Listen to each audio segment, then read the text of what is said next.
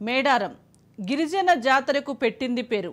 వనదేవతలను ఆరాధించుకునే పవిత్ర పండుగగా కొలుస్తారు. సమ్మక్క సారక్కల ప్రతిరూపాలను లక్షల్లో భక్తులు దర్శించుకొని పునీతులవుతూ ఉంటారు. ప్రతి 2 సంవత్సరాలకు ఒకసారి జాతర నిర్వహిస్తూ ఉంటారు. ఎందుకని మేడారం జాతరకు విశిష్టత సంతరించుకుంది? ఆ వైభవానికి ప్రాధాన్యతకు గల కారణాలేంటి? ముక్కుల మేడారం జాతరపై రాజ్ న్యూస్ ప్రత్యేక కథనం. ప్రపంచంలోనే అతిపెద్ద గిరిజన జాతర మేడారం జాతర. ఇక్కడ వనదేవతలను దర్శించుకునేందుకు భక్తులు దేశ విదేశాల నుంచి తరలి వస్తూ ఉంటారు. ప్రత్యేక రాష్ట్రం అనంతరం 2014లో మేడారం జాతరను ప్రభుత్వం రాష్ట్ర పండుగగా గుర్తించింది. మేడారం అనేది ఓ గ్రామం పేరు. అక్కడ సమ్మక్క సారలమ్మలను వనదేవతలుగా కొలుస్తారు. ఫిబ్రవరి 16 నుంచి 19 వరకు 4 రోజుల పాటు కన్నుల పండుగగా సాగనుంది. 13వ శతాబ్దంలో ప్రతాపరుద్రుడు కాకతీయుల రాజుగా ఉన్న సమయంలో మేడారంను కాకతీయుల సామంతుడైన పగిడిద్ద రాజు పరిపాలించేవాడు. ఆయన భార్యే సమ్మక్క. ఆమె పుట్టుక, ఈ జాతర నేపథ్యం వెనుక ఓ కథ దాగుంది. పూర్వం కోయిదొరలు వేట కోసం అడవికి వెళ్లిన సమయంలో అక్కడ వారికి పెద్ద పులులు కాపలా మధ్య ఓ పసిపాప కనిపించిందట. చిన్నారిని కోయిదొరల గూడారానికి తీసుకువెళ్లి దాచారట. నవ్వులు చిందిస్తున్న ఆ చిన్నారి గూడానికి వచ్చినప్పటి నుంచి అన్ని శుభాలే జరగడంతో కొండ దేవతే ఆ రూపంలో ఉందని విశ్వసించటం ప్రారంభించారట. మాఘశుద్ధ పౌర్ణమి రోజున ఆ పాపకు సమ్మక్క అని నామకరణం చేశారట. తదనంతర కాలంలో సమ్మక్క పగిడిద్ద రాజును వివాహం చేసుకోవడంతో ఆ దంపతులకు సారలమ్మ, నాగులమ్మ, జంపన్న అనే 3 పిల్లలు జన్మించారు. కాకతీయులకు సామంతులుగా కోయిరాజులు మేడారం పరిగణాలను పాలించే సమయంలో ఆ ప్రాంతం వరుసగా 4 ఏళ్ల పాటు కరువు కాటకాలకు గురైందట. పన్ను కట్టాల్సిందేనని ప్రతాపరుద్రుడు ప్రజల్ని హెచ్చరించడంతో కోయిదొరలు దాన్ని వ్యతిరేకించారట. దాంతో యుద్ధం ప్రకటించడంతో పగిడిద్ద రాజు తన సంతానం నాగులమ్మ, సారలమ్మ, అల్లుడు గోవిందరాజులతో కలిసి కాకతీయ సైన్యంతో పోరాడి వీరమరణం పొందారట. భర్త, బిడ్డల మరణ వార్త విన్న సమ్మక్క యుద్ధంలో వీర వనితలా పోరాడిందట. ఓ సైనికుడు ఆమెను దొంగచాటుగా బల్లెంతో పొడవడంతో తీవ్రంగా గాయపడ్డ ఆమె ఈశాన్యంలో ఉన్న చిలకల గుట్ట వైపు వెళ్లి దాని చుట్టూ తిరిగి సమ్మక్క అదృశ్యమవుతుందట.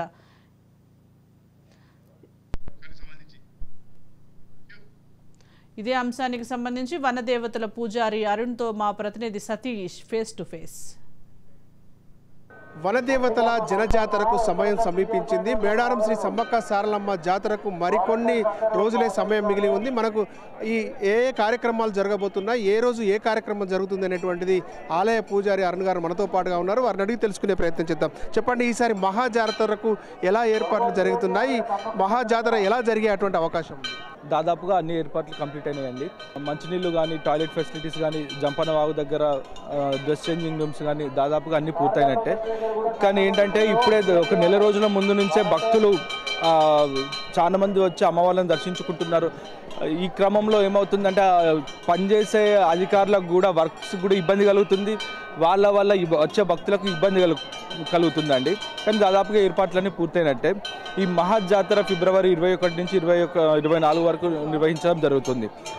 బుధవారం రోజున ఇటు కన్నెపల్లి నుంచి సారలమ్మను, ఇటు కొండాయి నుంచి గోవిందరాజును, పునుగొండ్ల కామారం నుంచి పగిడిద్ద రాజును తీసుకొచ్చి ఈ గద్దెలలో ప్రతిష్ఠించడం జరుగుతుంది. ఇదే రోజు ఇటు సమ్మక్కకు, ఇటు పగిడిద్ద రాజుకు ఈ పౌర్ణమి, మాఘశుద్ధ పౌర్ణమి వెన్నెలల్లో ఆదివాసీ సాంప్రదాయాల ప్రకారం మాత్రమే ఈ కళ్యాణం నిర్వహించడం జరుగుతుంది. అంటే ఆదివాసీ సాంప్రదాయాల ప్రకారం అంటే నలుగురు కలిసి ఒక దగ్గర ఉంటారు కదా,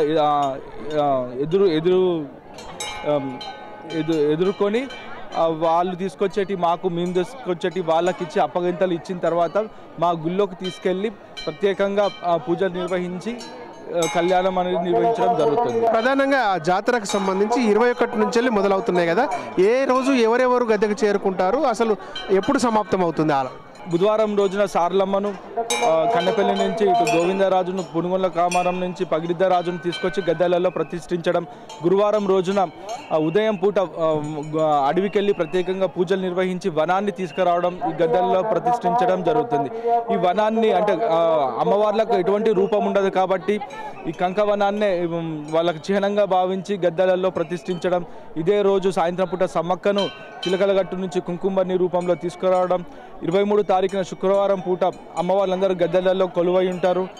భక్తులు అధిక సంఖ్యలో పాలు పంచుకొని తమ తమ మొక్కుబడులను సమర్పించడం, శనివారం పూట తిరిగి వీళ్ళను వనప్రవేశం చేయడం జరుగుతుంది. ఇక్కడ సమ్మక్క సారలమ్మను దర్శించుకునే కుల మతాలు అన్నిటికీ అతీతంగా కూడా ఇక్కడికి భక్తులు వస్తూ ఉంటారు. అంటే వాళ్ళకు అనుగుణంగా వాళ్ళు చేసుకుంటే తప్పేంటి? అంటే వాళ్ళకు అనుగుణంగా వాళ్ళు చేసుకొని, ఎవరు వచ్చినా వాళ్ళ సాంప్రదాయాలు వాళ్ళ ప్రకారం వాళ్ళు చేసుకొనేయాలి. కానీ ఇక అమ్మవార్లు కదా, అమ్మవారికి మొక్కిన దాన్ని వీళ్ళు హలాలు చేస్తారు. అట్లాంటప్పుడు మీరు పెట్టే మొక్కు మీకు ఎట్లా చెల్లుతుంది? మొత్తానికి భక్తులకు ఇంకా ఏం సూచనలు ఇవ్వాలనుకున్నారు? అంటే జాతర సజావుగా సాగేందుకు కావచ్చు, ఎలాంటి సూచనలు ఇస్తున్నారు భక్తులకు? ఇప్పటికే దాదాపుగా అన్ని ఏర్పాట్లు పూర్తయినాయి. జాగ్రత్తగా రండి. ఏంటంటే మెయిన్గా ఏంటంటే మేడారం అనేసరికి తాగుడు తిన్నుడు బాగుంటుంది. తాగి తినండి, అమ్మవార్లను దర్శించుకోండి, అమ్మవారి ఆశీస్సులు పొందండి. కానీ ఎక్కడ గొడవలు పడొద్దు. ఎందుకంటే మీతో పాటు మీ ఫ్యామిలీస్ వస్తున్నాయి, చిన్న చిన్న పిల్లలు ఉంటున్నారు.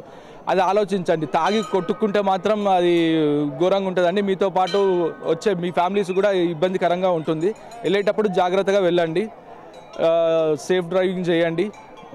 రైట్, ఇది ప్రకృతిని ఆరాధించే జాతర సమ్మక్క సారలమ్మ జాతర. ఈ ప్రకృతిని ఆరాధించేటువంటి జాతరలో ప్రకృతికి విఘాతం కలగద్దు కాబట్టి ప్రకృతిలో ఇక్కడికి వచ్చేటువంటి భక్తులు ప్లాస్టిక్ వంటి పదార్థాలను వస్తువులను వాడకుండా ప్రకృతి సిద్ధమైనటువంటి ప్రకృతికి విఘాతం కలగకుండా ఉండేలా చూడాలంటూ కూడా ఆలయ ప్రధాన పూజారి చెప్తున్నారు. మరోపాటు ఇప్పటికే ఆదివారం సెలవు దినాల్లో లక్షలాది మంది భక్తులు దర్శించుకునేందుకు వస్తున్నారు. మహాజాతరకు వచ్చేటువంటి భక్తులు కూడా క్రమశిక్షణతో వచ్చి అమ్మవారి యొక్క దర్శనాలు చేసుకొని అమ్మవారి యొక్క కృపకు పాత్రలు కావాలి.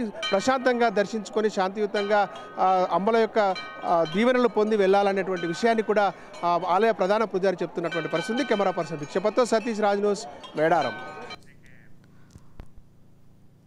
సమ్మక్కను వెతుక్కుంటూ వెళ్లిన కోయిదొర్లకు గుట్ట మీద ఓ నెమలి నార చెట్టు సమీపంలోని పుట్ట వద్ద ఓ కుంకుమ భరిణ కనిపించిందట. అంతలోనే కుతంత్రాలతో సాధించిన రాజ్యం వీరభోజ్యం కాదని, ఈ గడ్డపై పుట్టిన ప్రతి వ్యక్తి వీరుడుగానే రాజ్యాన్ని సంపాదించాలని, ఆ స్థలంలో గద్దె కట్టించి 2 ఏళ్లకోసారి ఉత్సవం జరిపితే భక్తుల కోరికలు నెరవేరుతాయని ఆకాశవాణి మాటలు వినిపించిందట.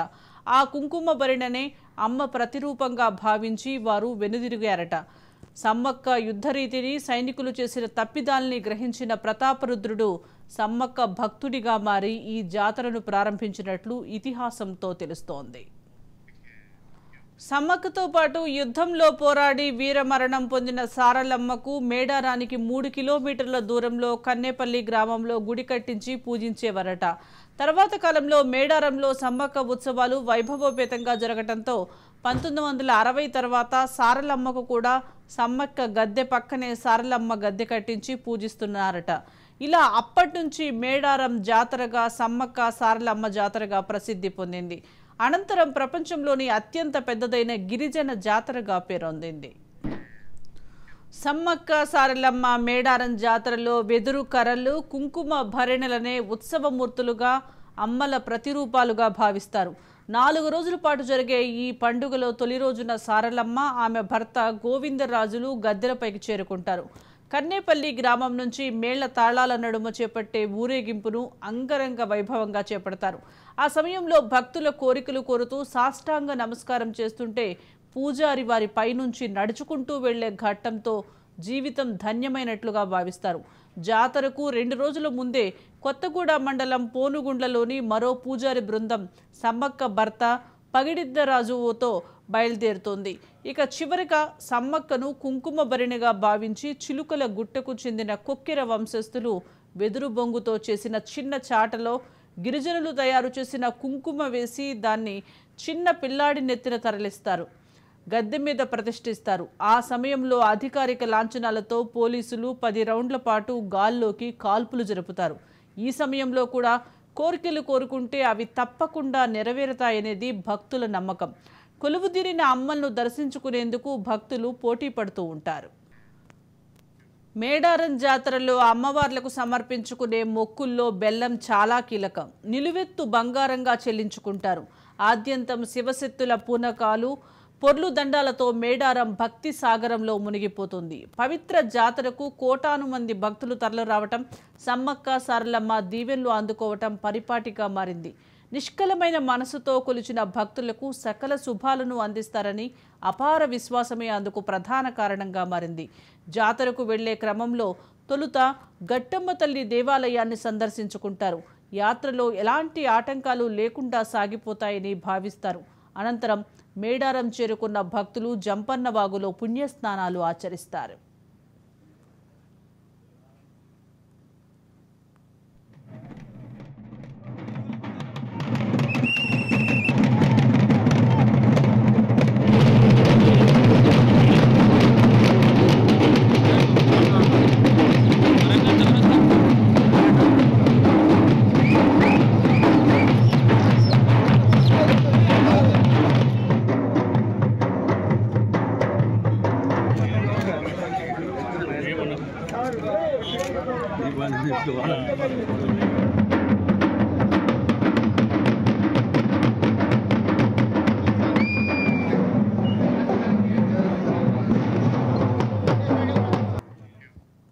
మేడారం జాతరలో భక్తులు తమ కోర్కెలను కోరడంలో కూడా ప్రత్యేకత ఉంటుంది. నూతన వస్త్రంలో ఒడిబియ్యం, ఎండు కొబ్బరి, 2 రవికలు, పోకవక్కలు, ఖర్జూరాలు వేసి నడుముకు కట్టుకుంటారు. కోళ్లను గాల్లోకి ఎగరవేయటం చేస్తామని, బళ్ళు కట్టుకు వస్తామని, అమ్మవారి రూపంలో వస్తామని, గాజులు రవికలు సమర్పిస్తామని, గుర్రం ఆకారపు తొడుగుతో వస్తామని, తలనీలాలు సమర్పించటం వంటి మొక్కులు చెల్లిస్తారు. గిరిజన సంస్కృతి సాంప్రదాయాలకు అద్దం పట్టే మేడారం జాతరలో చెంచులు, వడ్డెరలు, కోయలు, బిల్లులు, సవరలు, గోండులతో పాటు గిరిజన తెగలు, నగర వాసులు అమ్మని మనసారా సేవించుకుంటారు. మేడారం మహాజాతరలో నెలలు నిండిన గర్భిణీలు అమ్మవార్లను దర్శించుకునే సంప్రదాయం ఉంది. మేడారంలోనే ప్రసవం కావాలని కోరుకుని మరీ వస్తూ ఉంటారు. వీరిలో కొందరు జాతరలోనే బిడ్డలకు జన్మనిస్తారు. ఆ పిల్లలపై అమ్మవార్ల కృప ఉంటుందని, జన్మనిచ్చిన తల్లిదండ్రులు కూడా ఎంతో అదృష్టవంతులని భక్తులు విశ్వసిస్తారు. ఆడపిల్లలు జన్మిస్తే సమ్మక్క లేదా సారలమ్మ అని, అబ్బాయి పుడితే జంపన్న అనే పేర్లు పెట్టుకుని కన్నవారు మురిసిపోవటం భక్తికి కొలబద్దగా చెప్పాలి. ప్రభుత్వాలు కూడా మేడారం జాతరను ప్రతిష్టాత్మకంగా తీసుకుంటుంటాయి. 4 రోజుల పాటు సాగే వేడుకలకు కోట్ల రూపాయలను మంజూరు చేస్తుంటారు. అవాంఛనీయ ఘటనలకు తావు లేకుండా పోలీసులు గట్టి బందోబస్తు చేపడతారు. మొత్తం మీద మేడారం జాతర విశిష్టత ఖండాంతరాలు దాటడం ఎంతైనా విశేషమని చెప్పాలి.